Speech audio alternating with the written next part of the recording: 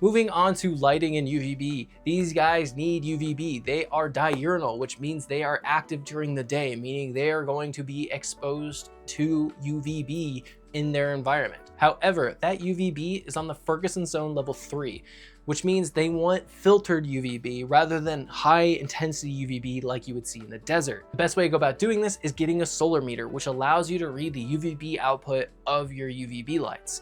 You can usually get a general idea of where that UVB range is based on like the Arcadia example of how far away it needs to be. One thing I found that's a little difficult though is the venting on your enclosure might dilute some of that UVB. So that's something to keep in mind. If you have the reptile habitats enclosures like I do behind me, they have a very thick mesh at the top, which makes it very hard for UVB to penetrate, meaning I had to get a very high intensity UVB to get that Ferguson zone 3 near the top of that. One thing to keep in mind with UVB is it'll dim off as it goes through the enclosure. So having higher UVB at the top, especially near that heating spot where they would naturally get that UVB, is key. For the lighting I have, I use the Arcadia Luminize setup. That way I can create a natural turn on and turn off cycle where it brightens up and dims down. This more replicates their natural environment of where the light will slowly rise and then descend.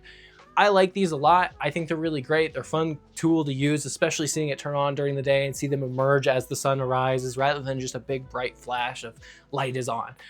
Do you need to have an Arcadia Luminize for these guys? No, not necessarily. I think you could use any sort of UVB or LED light to create that photo cycle. However, I recommend the Arcadia products. They've done me well. I haven't had any issues with them, but some sort of LED and UVB that at least gives them that Ferguson zone 3 is what you'll need for the environment. The regular LED light can be kind of whatever you want it to be. I use their LED bars for Arcadia. However, the LED is mostly used for plant growth and to create that natural lighting.